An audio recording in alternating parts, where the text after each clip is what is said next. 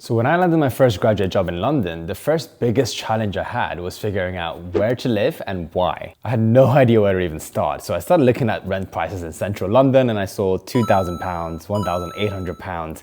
It was just way too expensive to live on a 21k salary. And here's the thing, right? Almost no graduates will live in central London. Literally nobody that I know that is in their early 20s will live in central London, like Holborn, Tottenham Court Road, even Soho, Mayfair, unless they're a Nepo baby or have a decent wealth background. So today I'm breaking down exactly where most young people and graduates live in London, the areas with buzzing social scenes, excellent transport links, and a budget that won't destroy your whole income. And I'm talking about sharing a flat with one or two people for a budget of £1,000 to £1,500, which is actually quite doable living in London. And by the end of this video, you'll know exactly which area fits your lifestyle and where you work. Hello everyone and welcome back to my channel. And if you're new here, my name is Jack and I'm a former bank consultant with over 5 years of work experience. And I've lived across multiple locations across London and also helped lots of graduates figure out where to live based on where their work is. And now I coach students one-on-one to help them land a job in consulting, to also figure out how to actually survive in London. And in today's video, I'll be covering 8 areas across London that is an absolute magnet for people in their 20s. We're going to go from south to east and then to west and then north London, picking out 2 areas in each of these regions in London. And for each of the areas, I'm going to tell you 3 things, right? First of all, why is the area so popular amongst graduates and young professionals? Second of all, who should live there based on where you work? And lastly, what can you expect in terms of an actual living cost living in that area? Now, these 8 areas will be areas where you can meet people your age to do stuff on the weekend and also where you won't be spending 3 hours a day commuting to office. So with that being said, let's get straight into it, starting with South London. Now, first off, we have Clapham, right? And Clapham is the major hub for graduates and young professionals in London. I mean, if you've ever been to Clapham Common on a sunny day, you might just feel like you're back at your university campus because there's gonna be people having a kickabout, 20-somethings drinking in the sunshines, picnics everywhere. I mean, if you're in your 20s and you don't live in Clapham, you're probably missing out on something, right? Because it almost feels like a self-contained bubble for young people. And according to research from Brighterbox, almost 45% of graduates consider Clapham as an area to live, and that's not surprising. So, the reason why Clapham is loved is for several reasons, as you can see here. First of all, the social atmosphere, right? It's absolutely full of pubs, cafes, and nightlife. So you walk down Clapham High Street on a Friday night and I swear every single bar is going to be packed with people in their 20s and 30s. Second is the affordability. It's significantly more budget friendly than central London areas while still feeling connected to the city. And third is the vibrant culture, right? It's incredibly popular with young British people, but also tons of Australians, New Zealanders, South Africans. There's a really international vibe there, which to be honest caters mostly to white international people, but hey, it is still international. And then lastly, the transport. So if your work is anywhere on the Northern Line, Clapham is going to be an absolute dream. So in terms of who and why you should live here, well, if you work in Waterloo, Vauxhall, Victoria, or literally anywhere on the Northern Line, then Clapham is an absolute gem of a place to be. You're looking at between 15 to 25-minute commutes to most central London offices. So if you're working at a consulting firm near Victoria or a corporate office in Waterloo, or honestly anywhere along that Northern Line corridor, Clapham will make your life so much easier. And it's also perfect if you just want to be around other graduates and young professionals. Like genuinely, everyone's going to be in their 20s here. So what does living actually look like in terms of rent? Well, for a 2-bedroom flat share in Clapham, you're looking at about £800 to £1,200 per month per person. For a 3-bedroom flat share, drops significantly to around £600 to £1,000 per person, I'd say. And the closer you are to Clapham Common or Clapham Junction Station, the higher the rent is going to be. And if you're willing to be, let's say, 10-minute walk from the station rather than right next to it, then you can save a couple £100 per month. Bills on top of that are usually, I'd say, £100 to £150 a month, including council tax, utilities, internet. And if you include transport and living costs, well, all in, you might be able to live in Clapham at just under £1,400 a month at minimum, which is not too bad, honestly, for a graduate salary in London. Now, I just wanted to give a quick overview of what it currently looks like in terms of the housing market in Clapham. As you can see, majority of flats for a 2-bed is between £1,500 to £2,500 per month, which if you divide by 2, because it's 2-bed, gets around that £800 to £1,200 mark. So that is Clapham. It's absolutely a gem of a place to be. Next up, moving up to Brixton. Now, Brixton is not too far from Clapham, to be honest. Let's say it's like a 10-minute tube ride, but it has a very different vibe, right? It's much more known for its vibrant nightlife around the station area and its incredibly diverse community. So Brixton is at the end of the Victoria line, which is super quick. So you can get to central London like Oxford Circus, King's Cross, within 15 minutes, honestly, which is faster than most places in London. Now, what makes Brixton very, very special then? It is essentially the energy, right? You've got liveliness everywhere, an abundance of restaurant options from every cuisine you can imagine, and green spaces as well, like the Brockwell Park, which is absolutely gorgeous in the summer. Brixton Village and Market Row are these covered markets as well, with incredible food stalls during the weekends and independent shops. It genuinely embraces diversity and creativity in a way that feels very authentic. And it's got an edge to it as well. It's got the culture. So many graduates do choose to live in Brixton, and because it feels less generic than other areas. So who should live here? Well, if you work anywhere on the Victoria line, Brixton is going to be fantastic. It's very, very, very quick. That means if your office is in Victoria, Oxford Circus, King's Cross, or even up to Finsbury Park, you've got a direct line. And it's also great if you work in Vauxhall or anywhere in South London, because the bus connections are excellent. And it's very ideal for people who want to have that vibrant multicultural atmosphere and don't mind a slightly grittier feel compared to somewhere like Clapham, I'd say. So if you want somewhere that feels authentically London rather than just a graduate bubble, then Brixton will deliver you that. In terms of living costs, rent in Brixton is actually quite similar to Clapham. So for a 2-bedroom flat share, you're looking at around 900 to 1,100 per month per person. Brixton can also actually be slightly cheaper from Clapham if you're willing to be a bit further from the station. Bills will be similar overall, so you should be able to live in Brixton for under £1,500 per month as a graduate. Now, again, just wanted to give a quick snapshot of what the housing prices look like in Brixton. As you see, there's 50 properties between that 800 to 1,200, 1,300 pound range. So yeah, plenty of options for you as a graduate here too. Moving on is Hackney, right? So I would say almost like Hackney / Shoreditch. It's obviously an area that welcomes hipsters and independent store enthusiasts with open arms. This area is absolutely full of quirky bars, thrift shops, street arts, vintage stores, like artistic minefield everywhere you look, right? It's a genuine melting pot. And so you've got the creative types, you've got the tech startup people, you have city bankers, corporate lawyers, all living in the same area, which creates this really interesting dynamic, I would say. And you get exposed to both, let's say, the modern London metropolis and also London's historical roots and East End culture, right? The reason why you should live in Shoreditch is because it's known for its vibrant nightlife scene for young people. So you've got Box Park, you've got all the bars in Shoreditch High Street, you've got the clubs, you've got the late night spots, and it's super close to the city, meaning like if you work in one of those big buildings around Liverpool Street or Moorgate, you can literally walk to work sometimes, or it's a one tube stop. So this area itself has gentrified massively over the past 15 years as well. So whilst it used to be quite rough, now it's actually very safe and very, very popular with graduates. Now, building on to who should live here, well, if you work in the city, meaning around Liverpool Street, Moorgate, Bank, or anywhere in the financial district, Hackney or Shoreditch is an absolute shout. You're looking at maybe 10 or 20 minutes commute maximum. So if you're working at a top law firm like Clifford Chance or Linklaters, or a bank like JP or Goldman Sachs, or a big four firm, all of which tend to cluster around the city or even Canary Wharf area, is going to be quite great because you can take the overground directly there too. This area is ideal for people who want to be surrounded by creative energy, good nightlife, and interesting independent shops rather than just chain restaurants. In terms of living costs, it is going to be slightly more expensive than South London because of the proximity to city. So for the 2-bedroom flat share, you're looking at around 1,200 to 1,400 pounds per person per month. And if you're in a newly renovated warehouse convention, it's going to be slightly higher in that range. Bills are standard, let's say around 150 to 200 pounds per month, and total all-in cost will be roughly at least 1,800 pounds per month, including the living cost, which is, yes, slightly higher, but still doable, especially if you're working in finance or law, where salaries tend to be much higher. Now, again, I wanted to show you a snapshot. As you can see, the prices are slightly higher towards the end of the £2,000 mark for a 2-bedroom flat, but there are plenty of options as well if you can find the gems to go under that £1,000, £1,200 per person mark. Right, next up is Stratford. Now, Stratford is a very popular and genuinely up and rising place, I would say, and a massive reason for that is the Elizabeth line opening, right? This completely transforms Stratford's connectivity because you can get to Tottenham Court Road in just 11 minutes, which is insane. There's even a direct train as well to Heathrow Airport, which is incredibly convenient if you travel for work or just want to go on holidays a lot. Stratford is literally a massive, massive transport hub, right? So you got the Central Line, Jubilee Line, DLR, Overground, Elizabeth Line, all converging here, right? Which makes it incredibly easy to get in and out of central London very quickly.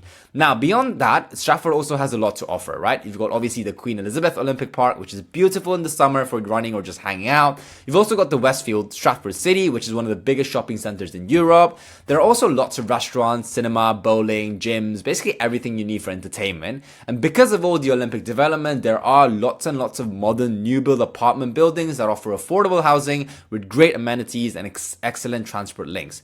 In terms of who should live here, well, Stratford is perfect for graduates who work in Liverpool Street, Bank, Canary Wharf, or honestly anywhere in central or east London. So if you're working at a bank or a consultancy in Canary Wharf, you're looking at maybe 15 to 20 minute commute on the Jubilee line or the DLR. If you're working the city or on Liverpool Street, it's even quicker on the Central line or Elizabeth line, let's say 5 to 10 minute on the tube. Stratford is also great if you're someone who values having lots of amenities nearby, right? Because you have the Westfield right there, you also have the Olympic Park, you got good gyms. It's ideal for people who want a modern living with convenience rather than the historical charm that London has to offer. Now, in terms of living costs, right, here's where Stratford becomes really attractive. Because of all the new build development, you can actually find quite affordable options here. So for a 2-bedroom flat share in one of the newer buildings, you're looking at between £1,000 to £1,250 per month per person. And these buildings often come with gyms, concierge service, and a decent communal space as well. So total all-in cost would be around £1,600 minimum, I would say, which is very reasonable given the transport links and the modern amenities that you are getting. Now, again, I wanted to show you a snapshot of the properties available in Stratford. And as you can see, a lot of the properties are way cheaper than what we saw before. So £1,000-ish, £1,200 per person for a 2-bed. You should be able to get a really nice modern flat here. Now, moving on to Shepherd's Bush, which is an ideal location for those who want a bit of both city life and town life, because it's essentially surrounded by a close link to Central Line, but also you have quick access to more residential areas like Chiswick and Fulham.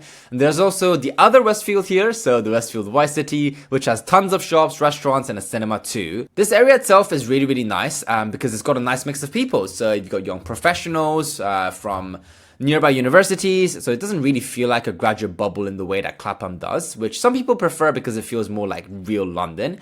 And you can get fairly modern flats here as well at a decent price range, especially if you look slightly north towards White City or slightly south towards Hammersmith, which we'll talk about in a bit. And transport is going to be excellent as well on the Central Line and the Overground that's available.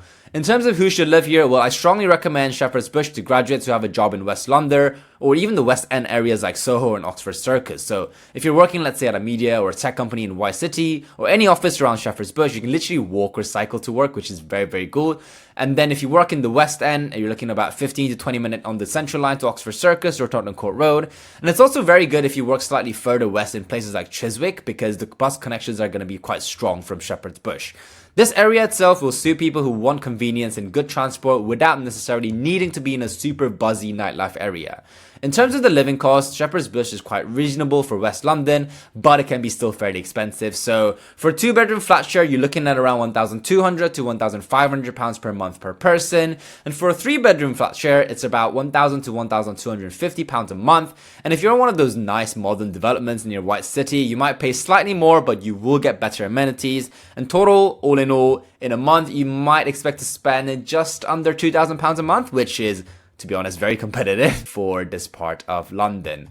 Now, again, I wanted to show a bit of a snapshot. As you can see here, slightly on the higher end. There are some gems here that you can find on the lower end of that 2,000, but a lot of the properties will be towards near that £3,000 for 2-bedroom kind of price point. Okay, now moving on to Hammersmith, right? One of the most attractive things about Hammersmith is that you're in very close contact with the city, but you also get to avoid the inner city busyness, right?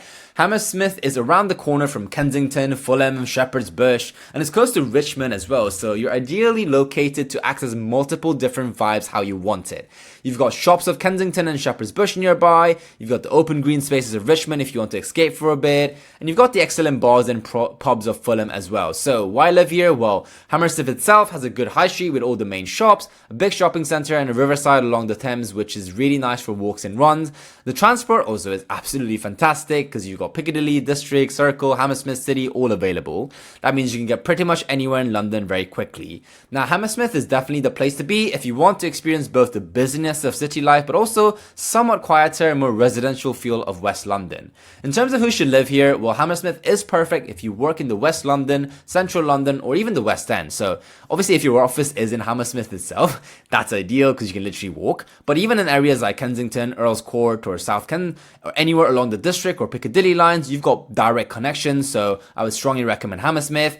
Even if you work in West End around Leicester Square, Covent Garden, it's only about 20-25 minutes on the Piccadilly line, so Hammersmith really suits people who want a slightly more grown-up residential feel compared to areas like Clapham or Shoreditch, because it's going to be less of a party area and more of a proper neighborhood. In terms of living costs, now obviously Hammersmith is going to be quite expensive. I would say it's still reasonably priced for West London, but obviously for a 2-bedroom flat share, you're looking at around £1,300 to £1,600 per month per person. And if you want something right by the station or the river, that's going to be on the very much higher end. So total all-in cost again is going to be £2,000-ish a month. Yes, that is expensive, but you're paying for an excellent transport links and being in a nicer, quieter part of London. Now again, just a snapshot. As you can see, a lot more of the 3k plus flats coming up here, but you can still find some gems that are on the lower end around 2.1k, although they might be slightly further out from the main station areas. Alright, moving on to North London is Finsbury Park. Now, this is known as one of the most sprawling areas because Finsbury Park has moved from being a largely communal area to a real mix of communities over the last 20 years, I would say. Finsbury Park is very popular among students and new graduates in London, and for a good reason, right? The area itself has pretty much all the main high street stores you're familiar with, plus loads of independent shops from around the world selling unique and delicious produce. So if one night you fancy a takeaway, whether that's Indian, Italian, Turkish, or Chinese, you're gonna have it all within walking distance in Finsbury Park. The area has been going through a recent boom also with its entertainment value, meaning there have been loads of cool bars and pubs popping up, which just adds extra fun to the evenings here too. And the actual Finsbury Park itself is just massive and great for outdoor activities, running, hanging out in the summer, going to raves and festivals there too. And not to forget, guys, Finsbury Park is a really popular area for transport links too, and we'll talk about that in a bit. So in terms of who should live here, well, if you work anywhere on the Victoria line, which includes Oxford Circus, King's Cross, or even down to Vauxhall and Brixton, Finsbury Park is excellent. You're looking at about 15 to 20 minute commute to central London, and especially if you work in King's Cross, I mean, you're literally going to be there in 5 minutes. Or if you work out of London, where you need to get transport links from King's Cross, Finsbury Park might be a great idea too. It's also good if you work in the city because you can take the Victoria line to Highbury and Islington and then change to the Overground. And honestly, like Finsbury Park will suit people who want affordable living, good transport, and access to both the buzzy nightlife of areas like Camden and also the quieter residential feel for North London suburb area. In terms of living costs, I would say it is one of the more affordable areas on this list. So for a 2-bedroom flat share, you're looking at around £1,000 to £1,200 per month per person. The housing stock is a mix of Victorian houses converted into flats and some newer developments as well. And given the area itself is also affordable, let's say the total all-in cost roughly will be £1,600 a month, which is genuinely affordable for London and makes Finsbury Park a really smart choice for graduates watching their budget. Now again, in terms of the usual prices that we have on Rightmove, as you can see, a lot of the prices are towards that lower end of 2k or mid-tier 2k range, which is very affordable compared to what we saw in West London just now. Last but not least, we have Camden. Now, Camden is possibly one of the most popular areas for students and young people living in London because it's genuinely close to the heart of London, is renowned for some London's eccentric clothing, old cobbled streets, it's got Camden Market, it's honestly a celebrity spotting place as well if you're into that kind of a thing. So why Camden? Well, it's perfect for, shopping with many main high street retailers and loads of independent shops inside. You've also got the Camden Market here, which is absolutely massive with food stalls from every country, vintage clothing, handmade jewelry, literally everything. And of course, you can't forget the entertainment aspect because Camden is home to one of the many hotspots where London's best nightlife takes place. The original host of London's alternative scene, Camden has since mellowed out a bit, but it does hold strong to its values of great music and entertainment. So music venues like Coco, Electric Ballroom, the Roundhouse, Jazz Cafe, they all guarantee a very good time by presenting a whole range of artists that'll genuinely get you moving. So if you care about live music, Camden is unmatched in London. Now, in terms of who should live here, well, Camden is ideal for many music industry professionals and creative workers, but also if you are a worker working in central London, particularly in areas like King's Cross, Euston, or somewhere along the Northern Line down to the city. And let's say if you work in King's Cross or Euston, you can literally walk to work in 15 to 20 minutes. Or maybe let's say it's a one stop on the tube, or 15 minutes on the bus as well. And if you're in the city around Bank or Moorgate, it's literally about 20-25 minutes on the Northern Line, which is very quick. So Camden suits people who want to be right in the thick of the London's culture and nightlife. It's for people who want to feel like they're genuinely living in London rather than in a residential suburb. So if you love music, you love the alternative culture, and you love having a million food options on your doorstep, Camden is going to be perfect. Now, in terms of living costs, Camden is one of the more expensive areas on this list, especially in northern London part, because of its central location and popularity. So for a decent 2-bedroom flat share, you're looking at around £1,100 to £1,300 per month per person. And obviously, the closer you are to Camden Town Station and the market, the more expensive it gets. If you're willing to slightly be further out, let's say Kentish Town or Chalk Farm, you can save a bit of money, but overall the total all-in cost will be roughly £1,700 per month at minimum, which is definitely at the higher end for North London, but you're paying for that location, culture, and being in the right center of everything. Now, in terms of the property prices, again, as you see on Rightmove, it's generally around that mid price range of £2,500-ish. Obviously, as you go more towards north, I would say I would have assumed that it would be cheaper, but actually not, because you have Hampstead Heath and beautiful areas. So to be honest, like most Camden area is going to be similar priced at around that £2,000 to £2,500 for a 2-bedroom flat. All right, let's bring this all together because I want to give you a final guidance based on different situations that you're in. So if you work in City or Canary Wharf and you want affordability with excellent transport links, then go for Stratford or Hackney's Shoreditch area. You will save money and your commute's going to be 15 to 20 minute max. If you work in more of the southern parts of London, let's say Victoria or Waterloo, and you want to be around other graduates and young professionals, then I would recommend Clapham because it is a breathing hub for young professionals. And if you work in West London or West End and you don't want that massive rent prices but still want to experience what London gets to offer,